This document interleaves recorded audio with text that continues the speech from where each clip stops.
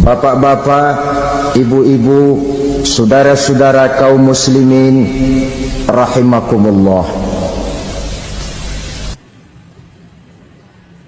Murai di dahan dan koko ayam di kandang, dunia ini penuh dengan berbagai macam kesibukan.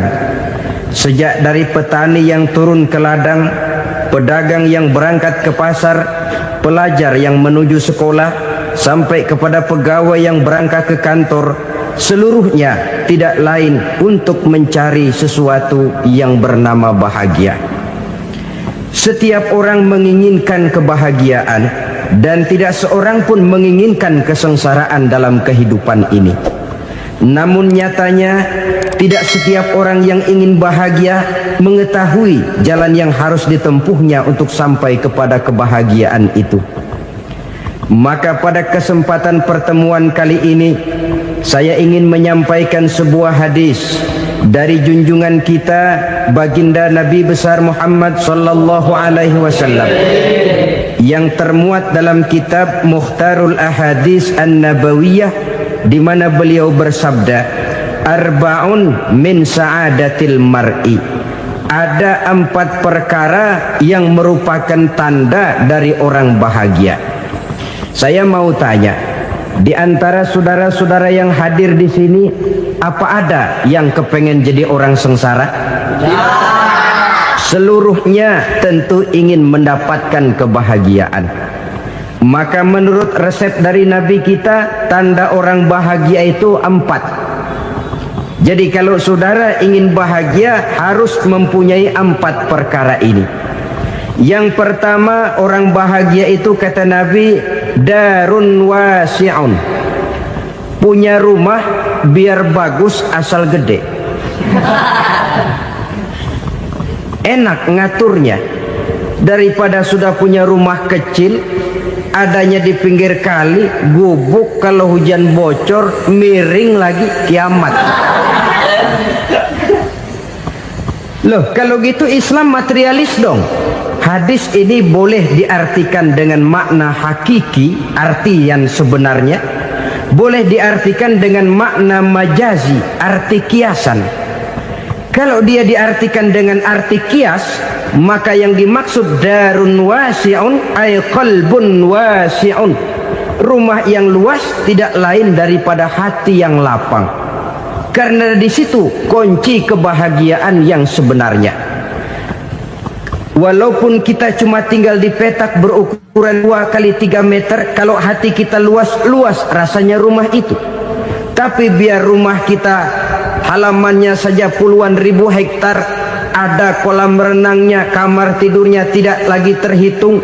Kalau hati yang menempati rumah itu sempit, maka akan terasa sempit jugalah rumah itu. Tempat bergantungnya tidak lain adalah hati.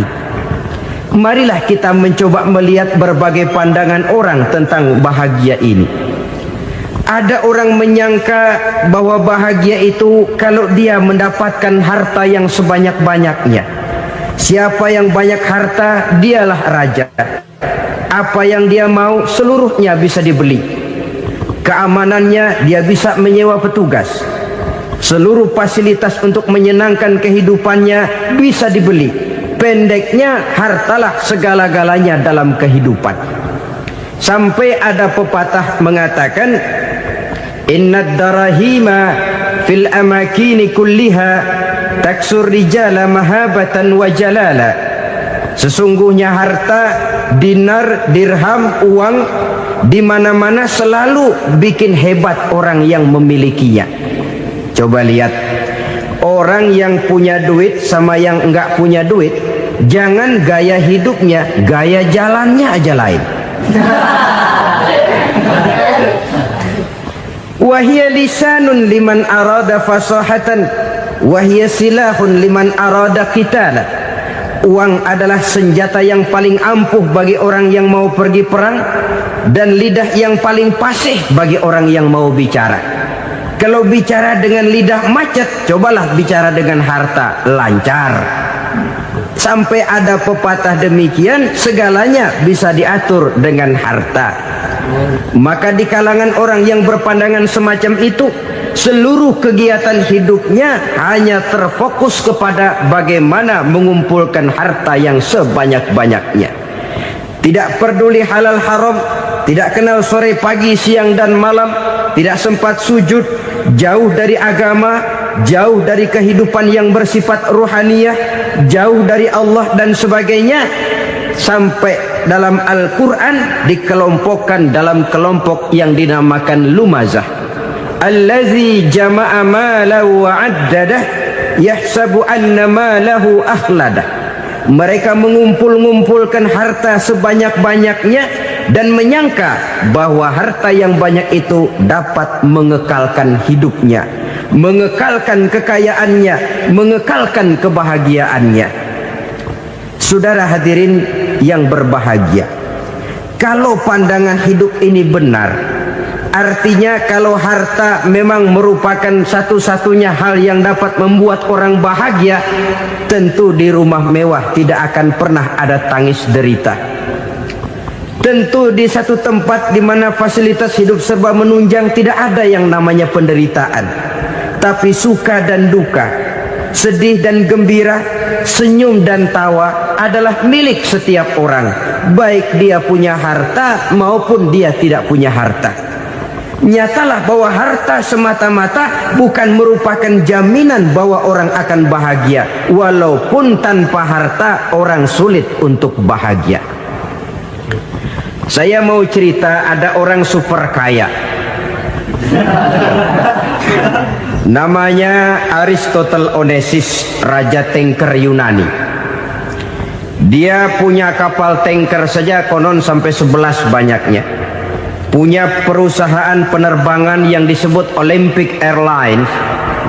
Punya hotel di berbagai kota besar di dunia ini, sejak dari New York, London, Paris, Rome dan sebagainya.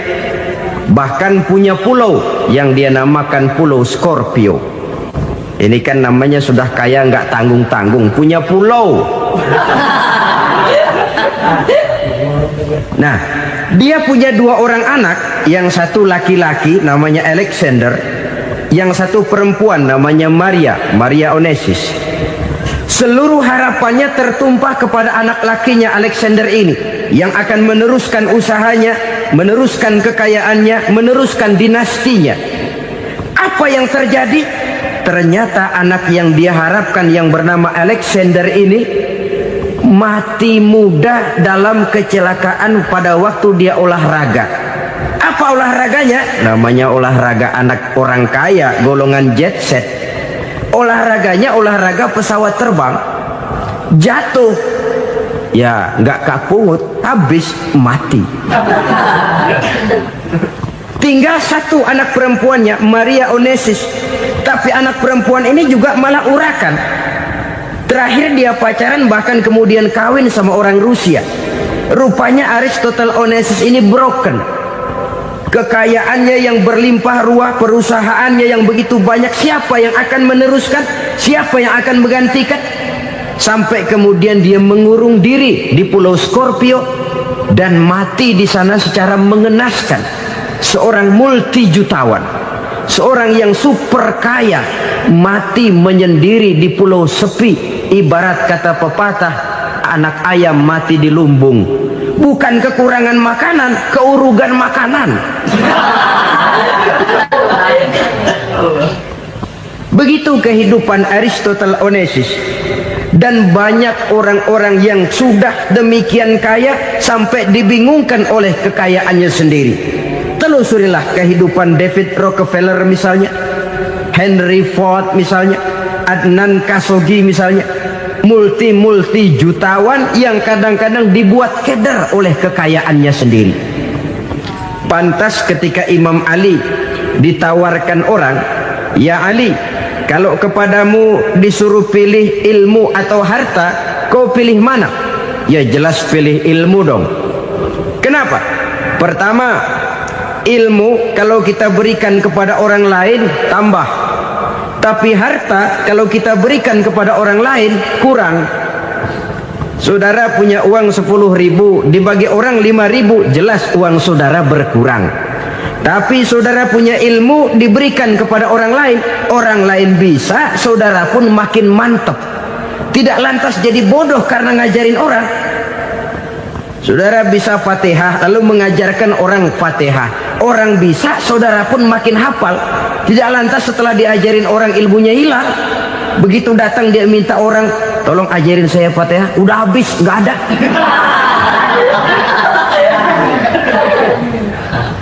Yang kedua kata Imam Ali, ilmu menjaga kita. Kalau harta, kita yang harus jaga. Makin banyak ilmu, makin terpelihara diri seharusnya. Tetapi makin banyak harta, makin bingung kita jaganya. Sampai kadang-kadang kalau perlu seluruh keliling rumah dipasangi alarm. Belum cukup disewakan anjing besar-besar, pasang di depan pintu, awas anjing galak.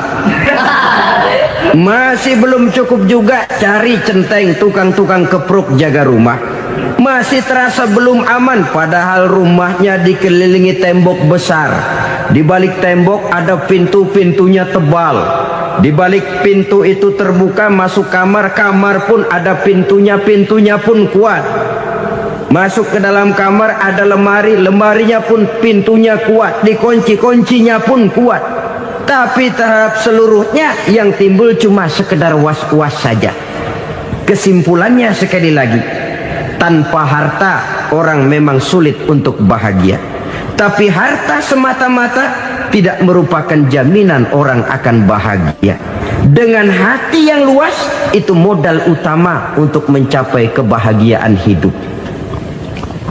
Orang yang hatinya luas, saudara-saudara, punya hati yang lapang, melihat kenyataan hidup ini, dia bersyukur senantiasa kepada Allah.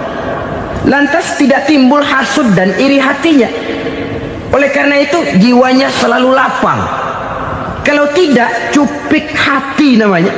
Dangkal pandangan, tidak senang melihat orang lain dapat nikmat, dan itu sering dijadikan contoh. Kalau orang yang lapang dada, dia lihat tetangganya beli TV baru, dia berkata, alhamdulillah ya, tetangga kita beli TV, mudah-mudahan kita bisa ikut nonton. Lapang dadanya. Tapi orang yang sempit hati, lihat tetangga beli televisi, meriang. Enggak dia apa-apain, meriang. Besoknya dengar tetangga beli motor, makin sakit, ke rumah sakit. Lalu di rumah sakit dengar tetangganya beli mobil, mati. Disiksa oleh perasaannya sendiri. Orang kalau hati sudah sempit dalam hidup, kemanapun dia pergi, sempit rasanya medan kehidupannya. Kemudian kita melihat juga ada orang yang menilai bahwa bahagia itu katanya kalau punya kedudukan yang tinggi, pangkat yang agung, wibawa yang besar. Mungkin betul, tapi mungkin juga tidak. Bergantung kepada hati orang yang punya pangkat itu. Sama dengan harta tadi. Harta akan membawa bahagia kalau dia jatuh ke tangan orang yang berhati lapang. Tapi harta akan jadi bencana kalau jatuh ke tangan hati orang yang sempit. Pangkat akan membawa bahaya kalau jatuh di tangan hati orang yang sempit. Lebih dari itu, kenyataan mengajarkan kepada kita bahwa ternyata pangkat dan jabatan tidak selamanya memberikan kebahagiaan dalam kehidupan. Bahkan resikonya kelewat besar.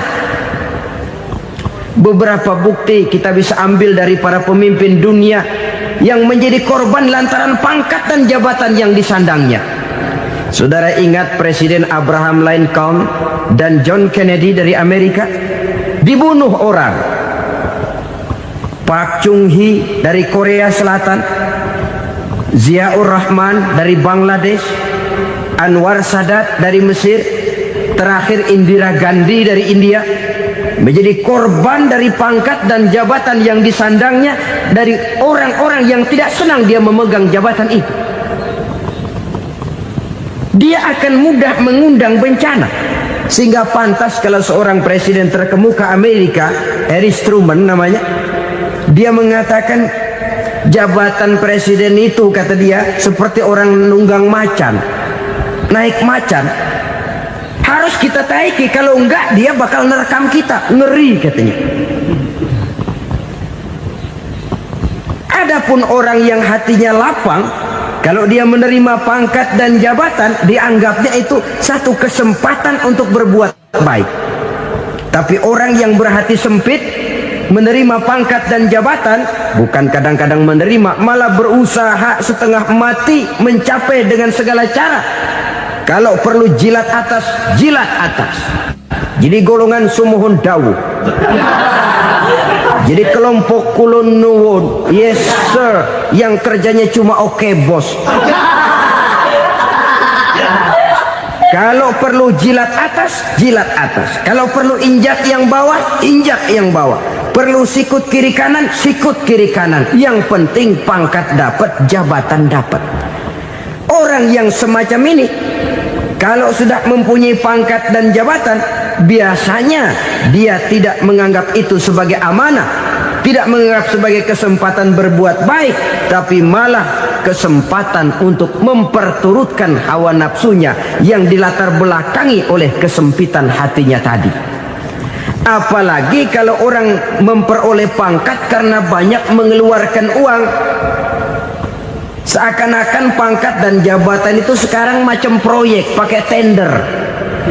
Siapa yang berani bayar segini, naik. Nggak berani, minggir. Padahal logikanya, kalau orang mencapai satu jabatan karena banyak mengeluarkan uang, hampir bisa dipastikan bahwa setelah jabatan itu dia pegang, langkah pertama yang akan dilakukannya ialah berusaha bagaimana uang yang dia keluarkan supaya kembali. Ya paling kurang pulang modal dulu dong. Soal mikirin rakyat soal nanti, tapi ini modal harus pulang. Itu celakanya kalau orang memperoleh pangkat dan jabatan cuma karena banyak mengeluarkan uang. Jarang orang yang mempunyai keyakinan dan pandangan bahwa pangkat dan jabatan merupakan amanah.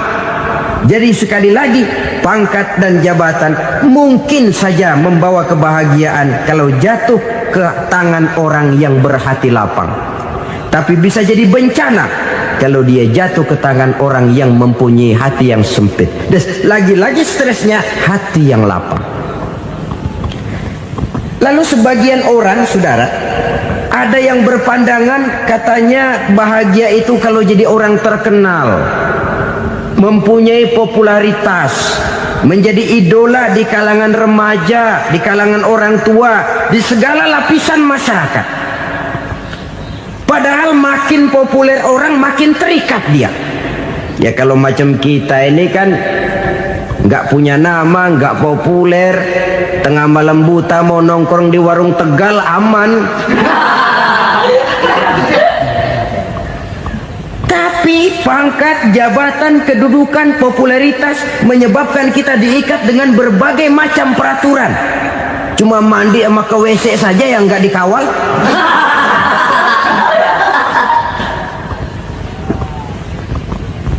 Benarkah popularitas, ketenaran membawa kebahagiaan?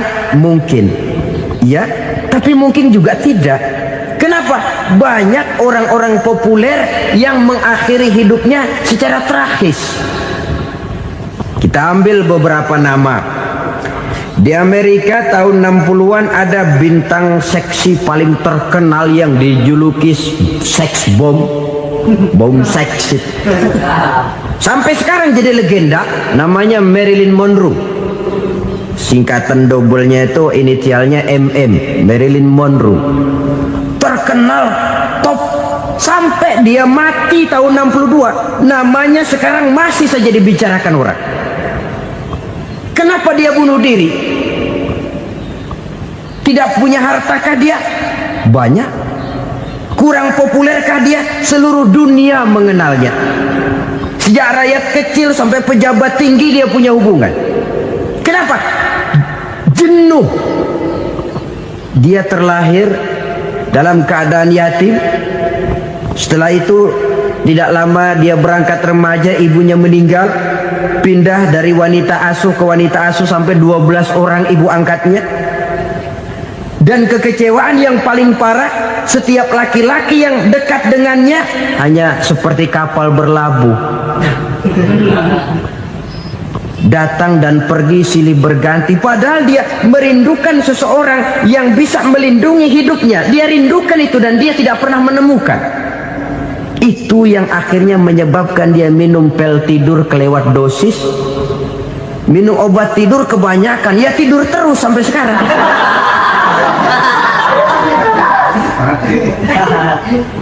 Dia mengakui, saya telah memiliki ketenaran, tapi saya tidak pernah hidup dalam ketenaran itu. Saya pandai main sandiwara, tapi saya ingin hidup dalam alam yang real sebagaimana umumnya orang. Itu yang dia rindukan. Menyusul jejak yang namanya Marilyn Monroe ini, Billie Holiday, saudara kenal tentu, di rumah sakit dirawat. Dia juga minum obat overdosis, mati lagi. Jimi Hendrix minum obat tidur overdosis kelewat batas, mati lagi. Lalu yang menghanyutkan diri di danau, Janis Joplin dan Brian Jones. Ini orang-orang populer, orang-orang terkemuka yang mengakhiri hidup secara tragis, bukan karena tidak terkenal, mungkin karena sudah saking terkenalnya. Contoh paling belakangan, Bruce Lee. Wah, ini tukang-tukang kepruk tentu kenal siapa dia. Sampai sekarang pun tabir kematiannya masih merupakan misteri. Dan yang masih hidup juga menunjukkan gejala yang aneh. Michael Jackson, rumahnya di Beverly Hills itu dijaga sedemikian rupa, dan dia selalu curiga kepada setiap makanan harus steril, bersih dari segala macam kimia. Kemana dia pergi, itu tukang-tukang kepruk sudah selalu menjaga dan mengawal, dan dia seakan takut menunjukkan mukanya yang asli. Hingga kalau tampil ke tengah di luar show, dia kadang memakai pakaian yang tidak menunjukkan dia yang sebenarnya, takut dikenali orang. Ternyata popularitas sering jadi momok yang meracuni kehidupan manusia. Oleh karena itu, benarlah junjungan kita pada saat beliau mengajarkan orang akan bahagia kalau dia mempunyai hati yang lapang. Nah, sekarang masalahnya untuk mendapatkan hati yang lapang, caranya bagaimana? Kita kembali kepada konsep Quran.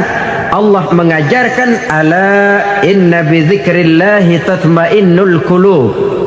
Ketahuilah bahwa dengan banyak mengingat Allah, hati akan tenang, jiwa akan lapang. Dengan kata lain, dekat dengan agama, merasakan kehadiran Allah dekat dalam hidup. Itu muara pertama untuk mencapai hati yang lapang. Ala inna bidzikrillahi tatmainnul qulub. Jangan macam orang sekarang ingin mendapatkan ketenangan lalu tapak di puncak gunung, di gua-gua, di tempat sepi. Iyalah kalau nggak ada ular. Kalau tergigit ular berbisa, ketenangan belum, mati jelas itu. Islam positif untuk mendapatkan ketenangan. Ala inna bidzikrillahi tatmainnul qulubi. Bahwa ketahuilah bahwa dengan banyak mengingat Allah, hati akan tenang, jiwa akan lapang, nuansa pikiran akan luas. Karena yang namanya bahagia ada dimanapun manusia berada. Di kampung ada bahagia, di kota ada bahagia, di ngarai, di lembah, di gunung, di hutan, di lautan, di angkasa luar, dimanapun bahagia itu ada kalau kita bermodalkan hati yang lapang ini. Dan hati akan lapang kalau kita dekat dengan agama. Dekat dengan harta buat sementara hati mungkin tenang, tapi ketenangan yang relatif dan temporer. Apalagi orang tiap kali tambah harta, tiap kali tambah rencana. Itu wajar. Mungkin sebelumnya saudara berpikir, kalau punya duit 5.000 enak nih. Begitu punya duit 5.000, aduh sayang kalau 10.000 aja. Tiap kali tambah harta, tiap kali lain rencana. Makin banyak rencana, makin menjauhkan kita dari yang namanya ketenangan. Padahal ketenangan merupakan unsur utama untuk mencapai bahagia. Dan ketenangan itu bermuara dalam hati manusia. Tengoklah kehidupan ini. Orang yang banyak harta dengan orang miskin, berbedakah rasa sakit yang mereka tanggungkan? Rasanya tidak. Walaupun si kaya tidur di kasur empuk berselimutkan sutra mahal, sementara si miskin meringkuk di balai bambu yang keras dan kasar. Apabila maut datang, dia juga tidak pernah pilih bulu. Maut datang menjemput si kaya di singgasana keemasannya, dikelilingi oleh para pengasuh, dayang dan inang serta para pengawal. Dan maupun datang menjemput si miskin papa sehingga ia tergelepar di tepian jalan. Kedua-duanya bernama mati. Kalau nyata bahwa sakit yang ditanggung si kaya tidak beda dengan sakit yang ditanggung si miskin, bukan harta semata yang membuat orang bahagia. Hati yang tenang, jiwa yang lapang penuh kedamaian karena banyak berzikir dan mengingat Allah, itu merupakan modal utama untuk mencapai sesuatu yang bernama bahagia.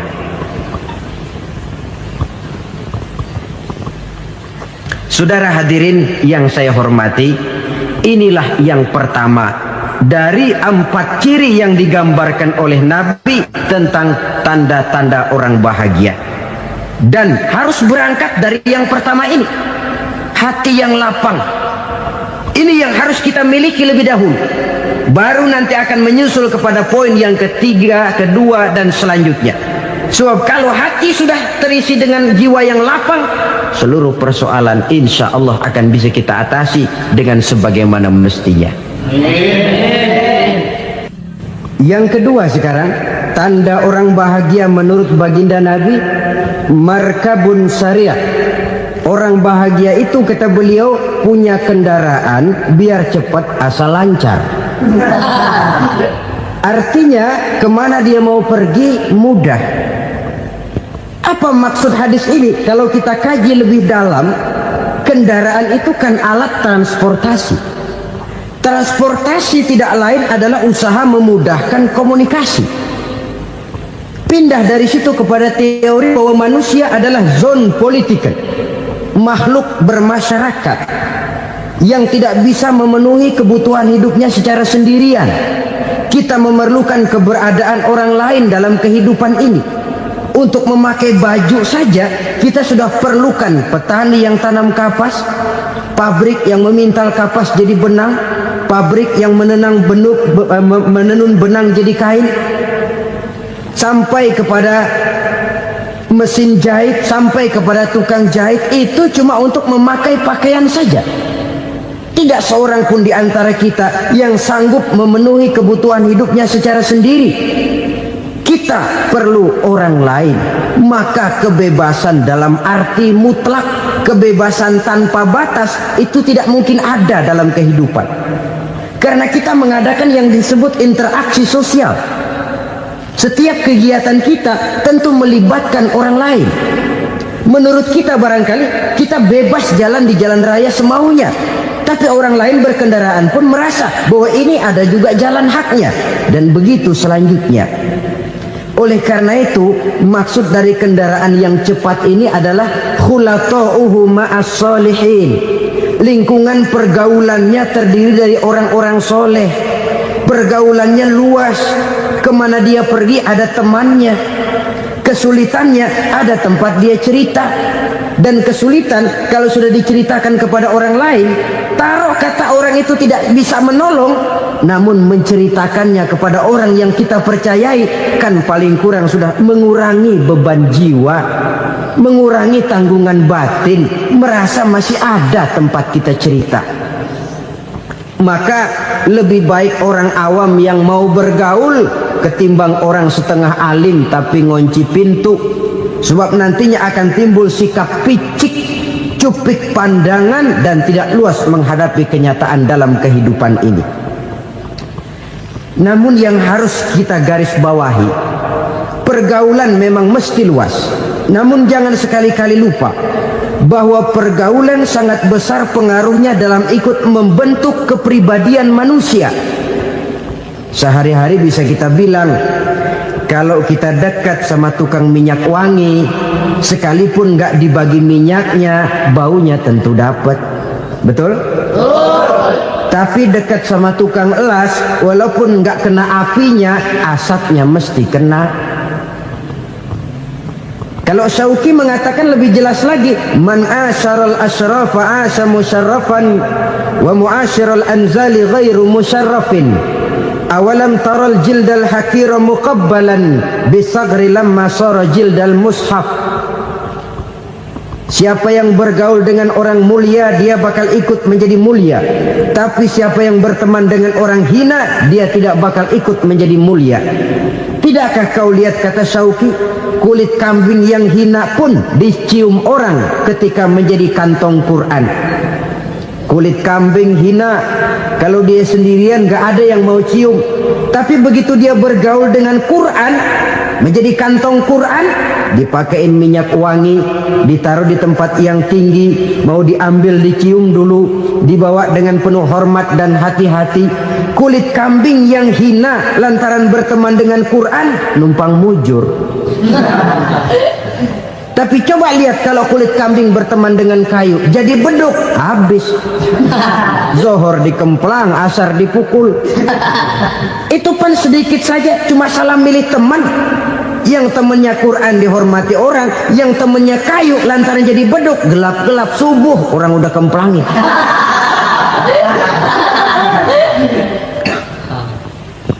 Maka terutama kepada adik-adik remaja yang masih mencari identitas diri, yang ibarat kaset masih kaset kosong, mudah diisi oleh apapun, pandai-pandailah memilih teman dalam bergaul.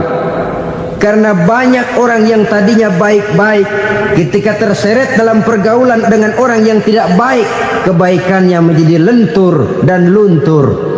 Tapi berapa banyak bajingan-bajingan tengik, orang-orang yang berlumur noda dan dosa, tiap hari melakukan maksiat, namun bergaul dengan orang yang baik-baik, pada akhirnya sedikit demi sedikit beringsut dan berangsur dia terbiasa mengikuti kebaikan-kebaikan.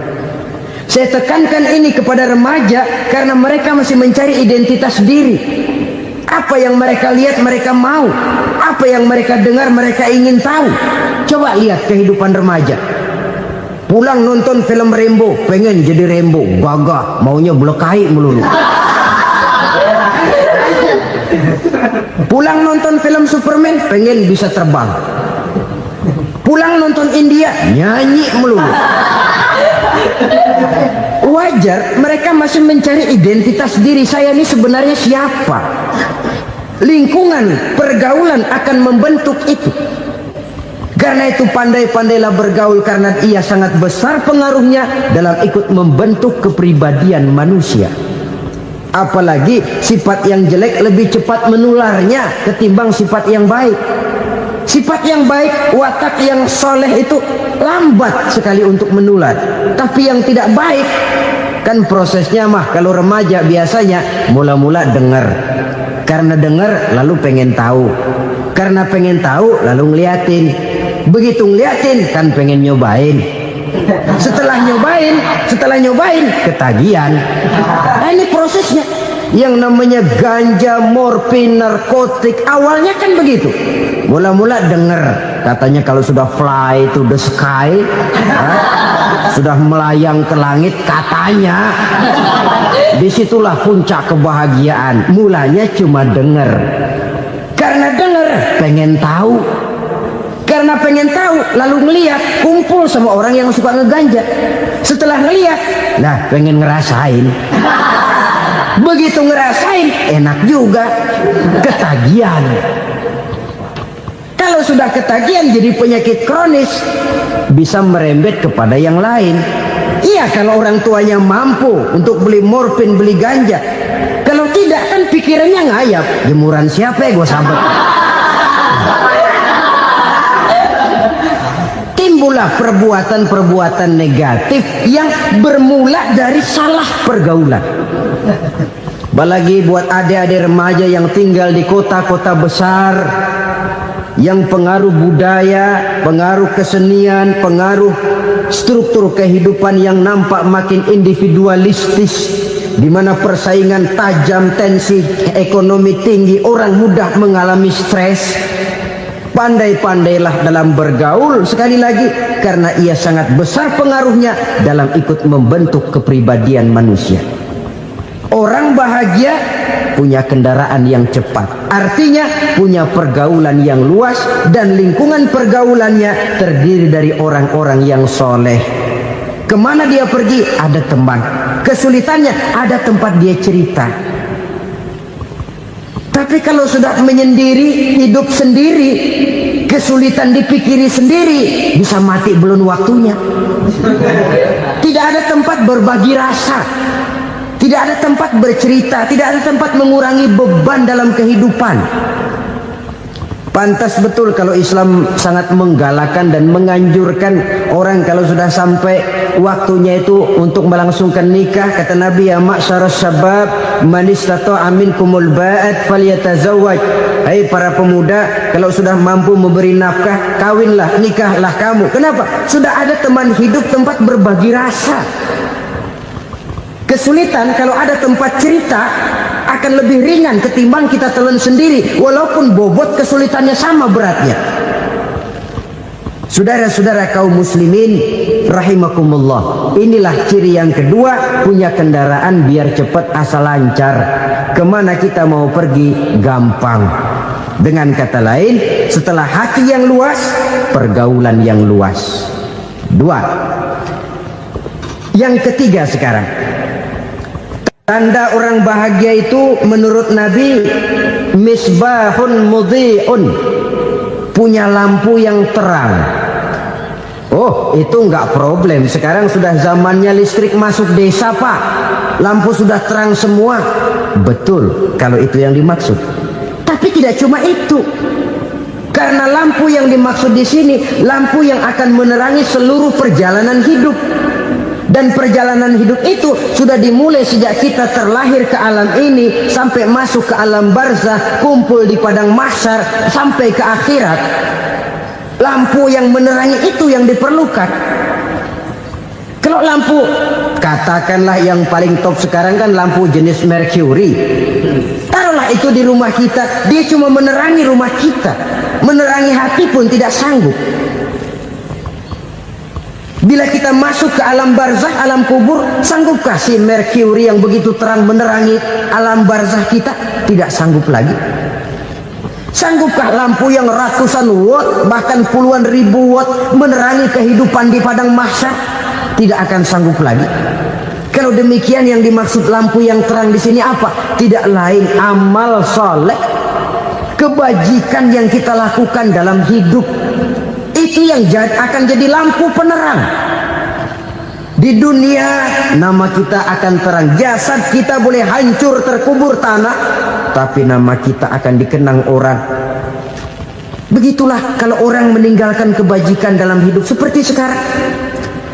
Ribuan orang tiap saat berziarah ke kubur Imam Syafi'i, ke kubur Imam Malik, ke kubur Imam Ghazali, ke kubur orang yang baik-baik, orang yang soleh-soleh.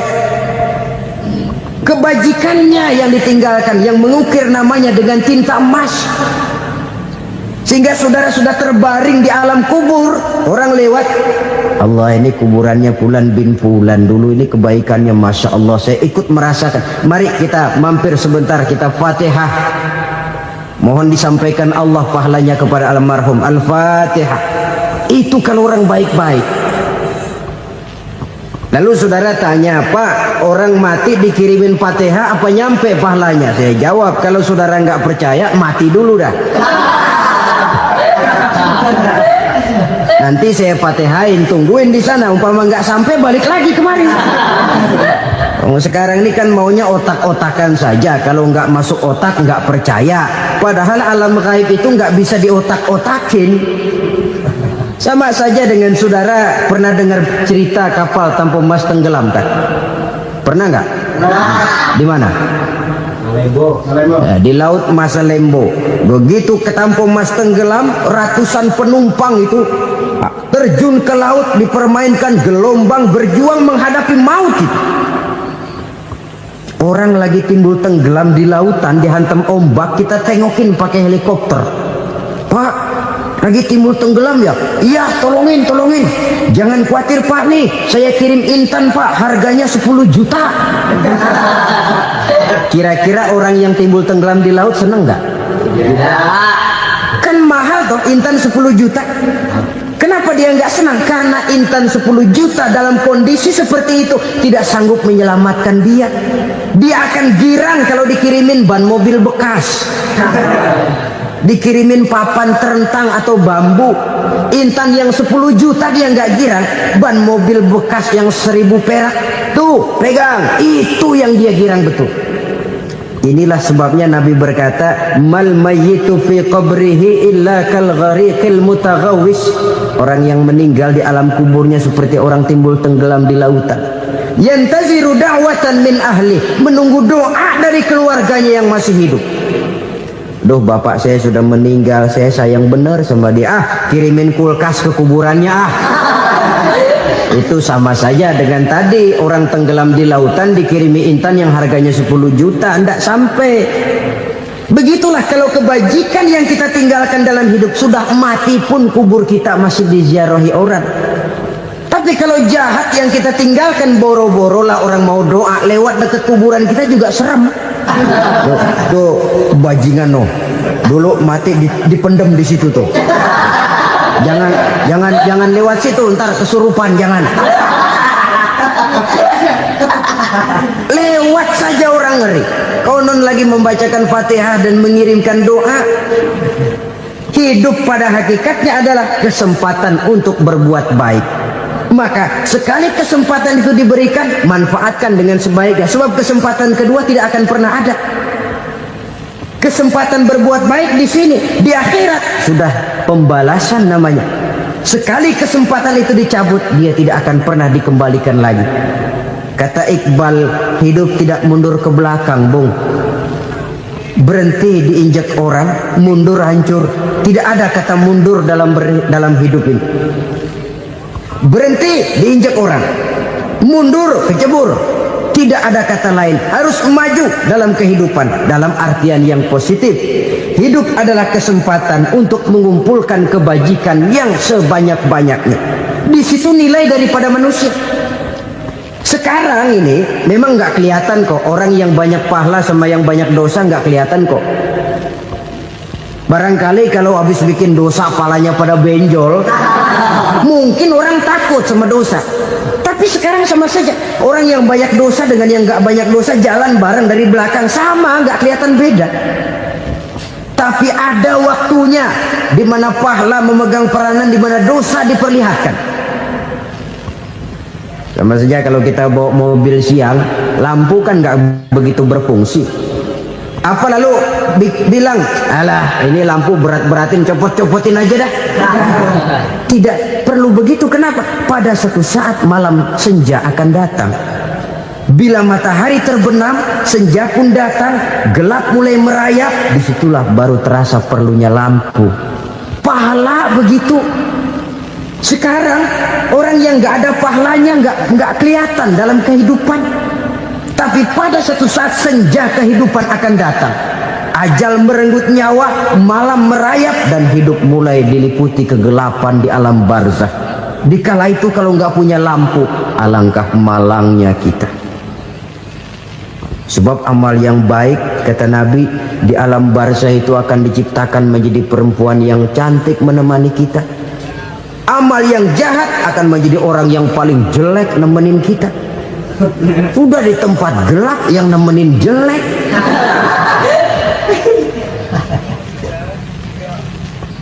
Kaum muslimin rahimakumullah.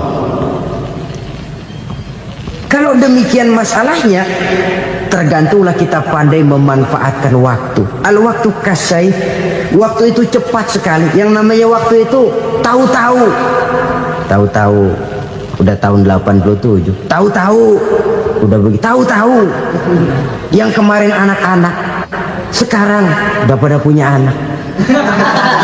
Tahu-tahu saja itu. Begitu cepat waktu berlalu. Kalau tidaklah pandai kita memanfaatkannya, akan rugi kita. Nabi bersabda, "Man kana yaumuhu khairun min amsihi fahuwa rabih." Barang siapa yang hari ini lebih baik daripada hari kemarin, itu orang untung. Hari ini lebih baik daripada kemarin. Bulan ini lebih baik dari bulan kemarin. Tahun ini lebih baik dari tahun kemarin. Itu orang yang beruntung. Tahun kemarin sembahyangnya maghrib doang, sekarang udah tambah isya. Tahun kemarin cuman Idul Fitri aja ngancem bener, sekarang udah tambah Jumat, lalu tambah lagi maghrib, tambah lagi isya, dan selanjutnya. Hari ini lebih baik daripada kemarin, itu orang yang beruntung. Wa man kana yaumuhu mithlu amsihi fahuwa khasir. Lalu barang siapa yang hari ini sama saja dengan hari kemarin, itu orang rugi. Hari ini sama dengan kemarin, rugi itu. Bulan ini begitu, bulan kemarin begitu, tahun ini begitu, tahun lalu juga begitu. Rugi itu orang. Rugi apa? Rugi umur. Umur tambah, amalan gak pernah tambah.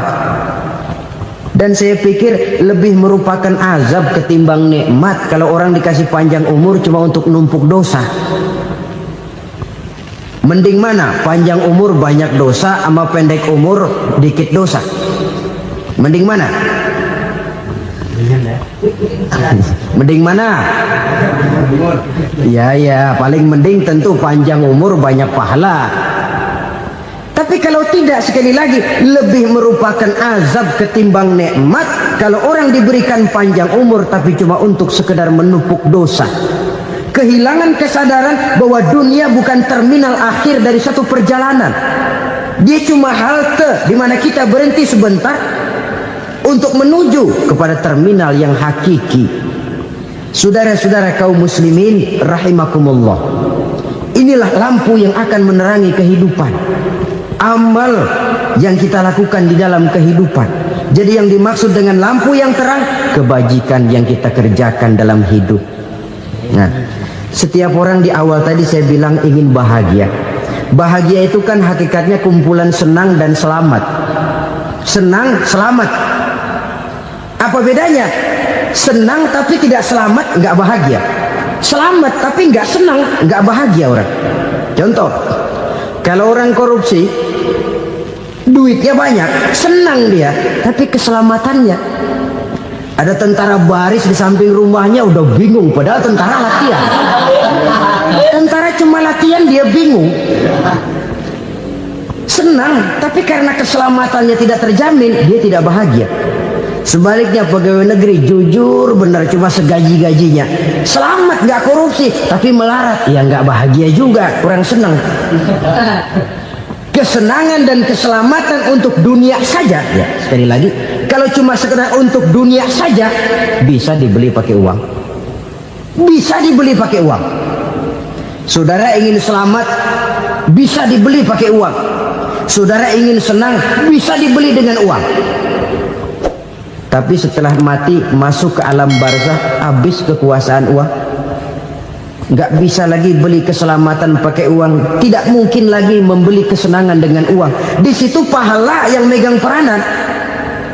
Makin banyak pahala, makin banyak saham untuk membeli kesenangan dan keselamatan, untuk memperoleh yang namanya bahagia. Dan jangan lupa loh, di alam barzah kita nggak sebentar, menunggu datangnya kiamat. Loh iya, kalau kita begitu dikuburin terus kiamat datang, untung.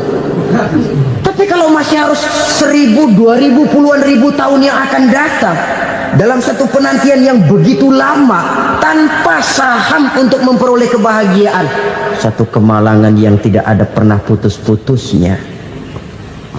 Janganlah tergelincir oleh kebahagiaan sebentar yang menipu dengan mengorbankan kebahagiaan hakiki yang berjangka panjang. Apa artinya senyum sejenak kalau harus ditebus dengan tangis seumur hidup? Biarlah kita minum jamu, pahit memang, getir memang, tapi kan besok badan sehat. Daripada sekarang minum sirup, manis memang, enak memang, tapi bibir pada jontor besok. Sirawan, batuk, nggak karu-karuan. Banyak orang tertipu oleh kesenangan yang sebentar. Padahal laisa kullu ma yalma'u zahaban. Belum tentu semua yang berkilat itu emas. Belum tentu semua yang gemerlap itu intan. Karena itu, marilah manfaatkan kesempatan yang diberikan Allah ini untuk mengumpulkan kebajikan yang sebanyak-banyaknya. Yang terakhir sekarang, yang keempat, tanda orang bahagia kata Nabi. Zaujatun salihah. Orang bahagia itu tanda yang keempat kata Nabi, punya istri biar cakep asal taat. Sudah surga itu kita. Cakep taat. Istri kayak gitu, kalau belum mati jangan dikuburin dulu. Sudah cakep taat lagi. Tapi kadang-kadang enggak, udah jelek ngadat melulu. Apa yang mau dipilih? Sebab itu Quran mengatakan istri pakaian untuk suami, suami pakaian untuk istri. Kenapa suami istri diibaratkan pakaian? Alangkah tingginya gaya bahasa Quran ini. Suami istri teman hidup, hidup perjalanan panjang. Sejak kita dalam rahim sudah ada hidup kan di sini. Sampai ke alam dunia, masuk ke alam barzah, kumpul di padang mahsyar, sampai menuju akhirat, itu perjalanan hidup. Carilah istri atau suami teman hidup yang membawa manfaat tidak hanya kehidupan di dunia ini, sampai di alam barzah, sampai di padang mahsyar. Suaminya mungkin meninggal lebih dulu atau istrinya mungkin meninggal lebih dulu, tapi suami atau istri yang masih hidup berbuat kebajikan. Suami saya meninggal, ada hartanya, saya sedekahkan, niat pahala untuk almarhum suami saya. Ini teman hidup, tidak dibatasi dan tidak bisa dipisahkan oleh maut sekalipun.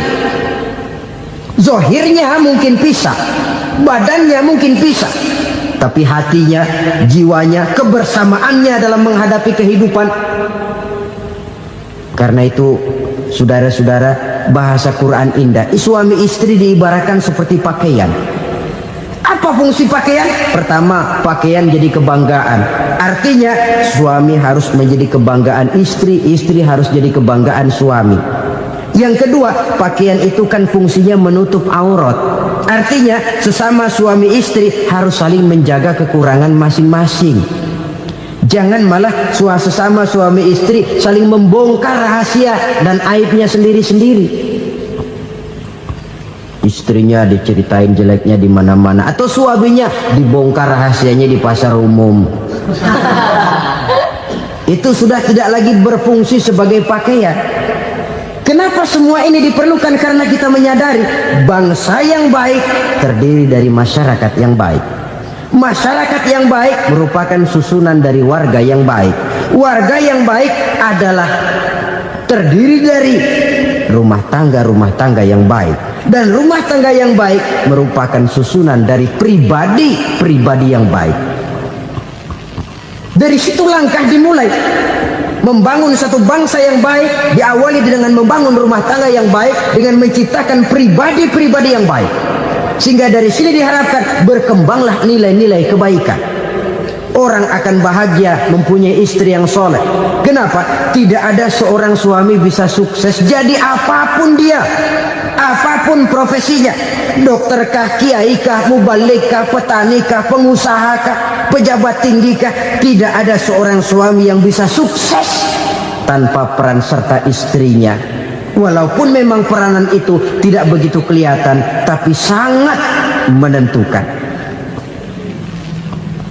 Karena itu, saudara hadirin yang saya hormati, Islam sangat menghargai kaum wanita, memberikan kedudukan yang tinggi sepanjang tidak mematikan kodrat kewanitaannya. Nah, kalau sudah kesuksesan ini diawali dari rumah tangga, karier di masyarakat mudah untuk dikejar. tapi keberantakan di rumah tangga merupakan kegagalan pertama di tempat lain. Nah, inilah saja yang dapat Al-Fakir sampaikan pada pertemuan kali ini.